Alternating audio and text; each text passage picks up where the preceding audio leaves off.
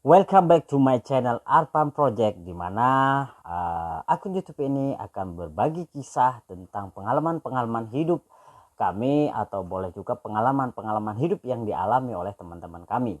Nah, kali ini saya akan bercerita tentang cinta dan cita-cita, di mana pasti semua sahabat akan atau pernah mengalami hal itu, baik sekarang maupun dulu di masa-masa beranjak dewasa gitu ya. Oke. Kita langsung saja ke inti ceritanya, di mana pada suatu masa saya pernah mengalami itu semua, yaitu dengan seorang gadis yang berasal di desa dan saya juga berasal dari desa. Nah, setelah lulus sekolah itu saya berkenalan dengan dia. Nah, dia pun juga setuju untuk kenalan dengan saya, dan akhirnya kita mempunyai hubungan yang lebih spesial, atau boleh dikatakan pacaran zaman dulu lah ya, masih cinta-cinta monyet gitu ya. Nah, kenapa aku katakan mengejar cinta dan cita-cita? Nah, pada intinya kisah dulu itu ya sangat luar biasa ya teman-teman ya. Namanya anak-anak masih ABG gitu ya. Cinta ya tanpa bareng gitu ya. Kayaknya tak ada minat untuk hidup atau selera untuk makan. Nah, itu pasti itu teman-teman ya. Walaupun siapapun pasti mengalami itu. Oke. Awal ceritanya begini teman-teman ya. Ketika kita sudah saling kenal, kita sudah saling mendalami tentang semua hubungan, ada niatan untuk lebih maju atau lebih melangkah lebih daripada sebuah hubungan pacaran, walaupun umur kita waktu itu masih sangat muda ya, masih 17-an 18. Tetapi ya memang kalau di kampung kami khususnya di Madura, umur 17 atau 18 itu kebanyakan udah nikah. Itu zaman dulu, zaman saya tahun 2000-an ya, tahun 2000-an. Nah, suatu masa saya terpaksa meninggalkan dia, merantau ke tanah Jakarta atau ke ibu kota gitu ya. Nah, di situ berat sekali rasanya untuk meninggalkan dia gitu ya, seorang diri. Apalagi dia selalu berkata, jangan tinggalkan aku sendiri di Madura gitu ya. Nah, oke, sampai di Jakarta ya, merantau, namanya anak rantau. Saya kerja itu masih umur 17 lah, 17 ya, 17 udah berani kerja. Itu berat banget sebenarnya. Kalau anak zaman sekarang mungkin nggak mau, atau ya jarang lah yang mau. Itu teman-teman ya, kerja es batu itu, es balok yang gede, pagi-pagi harus ngangkat. Wah, dinginnya teman-teman. Nah, apalagi kita baru pertama pisah dengan orang yang cinta atau disayang ya teman-teman, pasti ngelakuin sesuatu itu nggak enak ya. Apalagi orang yang kita tinggalkan itu selalu nangis minta kita pulang, pulang, karena apa namanya, kangen gitu ya, namanya masih labil gitu ya, masih labil. Nah, aku masih ingat banget itu, waktu itu udah masuk bulan puasa ya sahabat semua, udah masuk bulan puasa, dia selalu ngabarin suruh pulang. Nah, satu lagi untuk waktu itu kita LDR itu sangat menyiksa teman-teman. Karena apa? LDR waktu zaman itu nggak seperti sekarang. Sekarang ini bebas telepon, bebas WhatsApp, ada Facebook, ada. Di zaman tahun 2000-an itu temen-temen ya, nelpon aja udah susah banget, pakai apa namanya, pakai telepon biasa. Biaya teleponnya udah ya tinggi gitu ya. Nah, di situ dia selalu nangis minta aku pulang. Aku akhirnya pulang, nggak sampai 1 bulan kerja es balok itu, pulang demi dia gitu ya, demi dia pulang ke Madura. Dan di Madura puasa itu saya balik lagi ke Jakarta, kerja di sana, kerja sablon. Biasa anak muda kerja sablon itu ya banyaklah teman-temannya ya, ada perselisihan, itu udah biasa.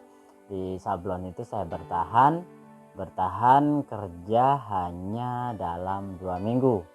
Nah, dikeluarkan di kerjaan itu karena ribut, gara-garanya itu dengan teman kerja kami yang anak Bogor itu.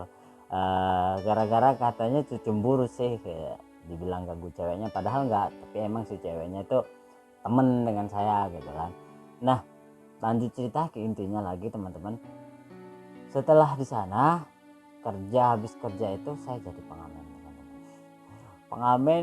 Pengamen dari Tanjung Priok hingga Pulau Gadung gitu, area saya ngamen gitu ya. Jadi pengamen ya biasa lah, dulu kan masih memang suka musik. Itu semuanya demi kita untuk mengejar sesuatu yang diimpikan gitu, mengejar sesuatu yang diimpikan, tetapi kita harus meninggalkan orang yang dicintai di kampung. Itu berat banget teman-teman. Makanya kalau masih muda punya cita-cita jangan pacaran dulu lah gitu ya teman-teman, saran saya. Nah setelah itu kembali lagi tuh si cewek saya itu nangis-nangis terus, suruh pulang gitu kan. Dan akhirnya pulang juga, ngamen sebentar, dalam 1 bulanan pulang lagi. Nah ngejar cita-cita nggak nyampe, 1 bulan pulang itu kan buang-buang masa sebenarnya. Nah pada akhirnya pulang, tahu nggak teman-teman, aku pulang itu sampai di kampung ya, cewek saya itu dijodohkan. Sumpah sakit banget. Sampai di kampung, bukan langsung sampai di kampung kurang lebih dalam 1 minggu, cewek saya itu telepon kalau orang tuanya itu dijodohkan itu ya kita break. Tapi seminggu kemudian tiba-tiba dia telepon, tanyain kabar, tanyain posisi, ngajak ketemu. Kalau nggak salah itu jam 9 malam lebih ya, tanyain kabar, ngajak ketemu. Ya aku nggak mau lah karena dia udah dijodohin gitu ya kan, sebenarnya nggak mau, tapi dia maksa. Ya udah aku temui dia, ternyata dia datang itu dengan sepupunya, dan sepupunya perempuan juga. Nah menjelaskan bahwa perjodohan itu udah batal. Wah teman-teman, seneng banget itu perjodohan dibatalkan akhirnya gitu ya.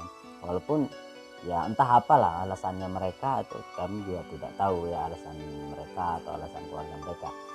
Nah setelah itu jalani lagi hubungan kita, perbaiki lagi. Ada niatan udah serius itu, walaupun umur masih muda banget, cari duit aja belum mampu, tapi pengen serius itu, udah ada cita-cita, ada keputusan untuk lebih serius. Tapi nih teman-teman, kayak inget ini ya gimana sih, susah gitu ya, kalau inget ini rasanya itu sedih, pengen marah gitu kalau enggak kan gitu. Tapi itu masa lalu, bagian masa lalu. Nah setelah lama kelamaan kita jalani, setelah dia gak jadi ditunangkan dengan orang tuanya, waktu itu malam kita pergi satu acara. Kalau di Madura itu kayak pengajian gitu, pengajian umum tuh teman-teman. Pergi, dan malam itu dia bilang, cerita ke saya dia ingin merantau ke luar negeri. Umur masih dalam lingkungan 18 ya, tapi memang sih dekat kami itu udah hampir biasa zaman dulu, karena keluarganya juga ada di luar negeri gitu. Pengen merantau ke luar negeri yaitu Malaysia. Hatiku ya kan, aku sebenarnya nggak bolehin, tapi alasannya satu, untuk memperbaiki perekonomian keluarga. Terpaksa dia mau merantau gitu ya, terpaksa dia pengen merantau ke luar negeri, ninggalin saya gitu ya. Nah di situ saya berpikir, saya aja merantau ke Jakarta siap pulang 1 bulan sekali gitu, demi dia gitu, supaya dia nggak sedih, supaya dia nggak nangis gitu kan. Nah ini kalau merantau ke Malaysia berapa tahun mau pulang kan gitu. Nah pada akhirnya kita ributin jangan merantau. Ya sebenarnya di situ posisinya saya juga salah, nggak ngasih dia merantau, tapi saya nggak bisa untuk menutupi semua yang dibutuhkan gitu. Namanya masih anak kecil kan, masih 18, yang tahu kita egois saja. Nah setelah itu dia udah lama kelamaan, kurang lebih dari yang diobrolin itu dalam 1 bulan. Dalam 1 bulan ternyata dia serius ngambil keputusan itu, walaupun saya nggak bolehin. Ternyata dia serius. Tiba-tiba 1 minggu mau hari H keberangkatan dia, itu baru kasih tahu. Dia itu kalau nggak salah hari Selasa dia berangkat. Dia bagi tahu malam Rabu. 1 minggu, kurang lebih 1 minggu. Dia kasih tahu bahwa hari Selasa itu dia akan pergi ke Malaysia bersama bibinya. Nah setelah itu ya terkejut gitu loh ketika dikasih tahu dia akan pergi merantau jauh bersama bibinya. Ya kaget banget sih, kenapa keputusan ini sangat terburu-buru gitu ya teman-teman. Misalnya kenapa kita nggak coba di Indonesia cari sama-sama, padahal langkah untuk ke depan itu sudah direncanakan ya, apa-apa nikah muda yang paling penting daripada kita punya hubungan keluyuran kemana-mana kan gitu maksudnya. Nah pas langsung ke hari H malamnya itu yang bikin kita teringat terus ya, maksudnya kalau ingat ke masa-masa itu ketawa kadang sedih kita.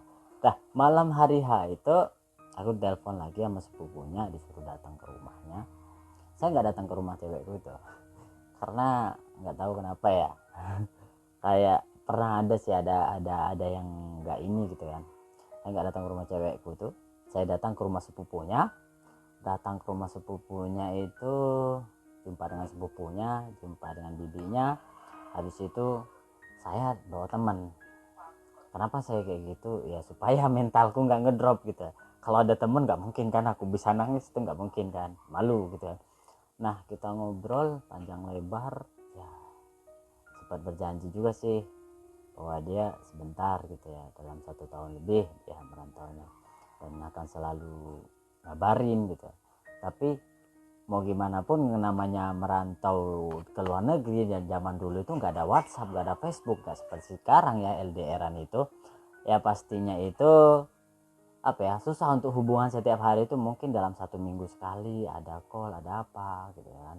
Nah tapi yang bikin keselnya itu ketika kita di kampung, habis itu dia di luar negeri dengan gaya hidupnya yang udah berubah gitu ya, habis itu pergaulannya juga udah berubah. Nah di situ yang bikin kita udah nggak nyaman, udah komunikasi udah ngabarin gitu.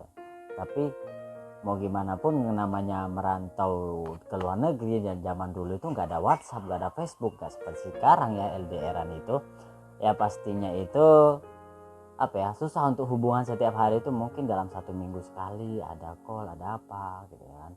Nah tapi yang bikin keselnya itu ketika kita di kampung, habis itu dia di luar negeri dengan gaya hidupnya yang udah berubah gitu ya, habis itu pergaulannya juga udah berubah. Nah di situ yang bikin kita udah nggak nyaman, udah komunikasi udah terbatas gitu ya. Nah apalagi ketika ada teman saya pulang dari Malaysia itu, dia ngasih informasi bahwa si dia itu punya pacar gitu. Gimana itu, kita nunggu di kampung ya, dia yang punya pacar di luar negeri kan. Gimana ya, kalau kata anak sekarang ya kan bangsat gitu loh ya kalau dipikir-pikir bangsat sebenarnya, tapi mau gimana lagi kan, namanya orang udah jauhan. Nah setelah itu aku dapat informasi itu, aku sih masih maklum gitu, masih coba untuk mempertahankan ini. Tapi lama kelamaan semakin berubah komunikasi itu, yang dulunya seminggu sekali kita informasi, terus sebulan kadang nggak ada informasi, setahun ya akhirnya tuh bukan setahun dianya, bukan setahun dianya di Malaysia tuh. Bahkan kalau nggak salah saya pun udah jadi anak rantau bertahun-tahun baru dia pulang, gitu lah ya. Kan setahun sebenarnya, dan akhirnya pada itu udah nggak sabar gitu, udah nggak sabar untuk menghadapi kondisi yang seperti itu ya.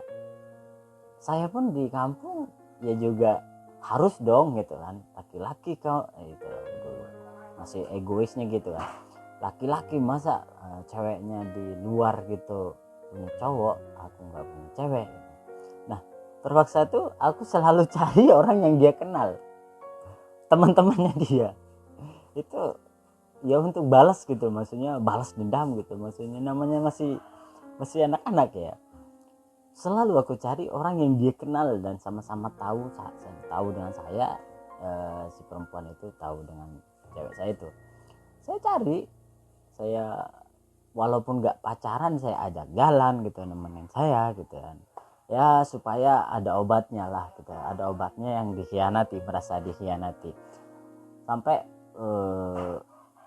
ya kalau cerita itu sih kayak nggak bisa ngomong deh kalau udah masa-masa itu, karena sulit banget untuk dilewati antara cinta dan cita-cita itu. Dia berkorban demi keluarga, dan aku juga pernah berkorban untuk merubah hidup merantau gitu, tapi demi sebuah kebahagiaan seorang yang kita cintai, seorang perempuan gitu ya. Saya sampai 1 bulan pulang dari Jakarta ke Madura. Nah kalau dibanding sih, kalau kita bandingkan ya sama-sama berkorban, cuman caranya yang berbeda, makanya beda cara beda hasil. Ibarat kata dia kalau udah sih nggak bisa ngomong, udah kalau ibarat kata umpama itu udah apa ya, udah hayalan masa lalu. Ini teman-teman gini deh, pada intinya ceritanya begini teman-teman, ketika kita masih ingin mengejar cita-cita, fokuslah pada cita-cita, jangan mengejar cinta, karena cita-cita dan cinta itu sulit untuk disatukan ya teman-teman.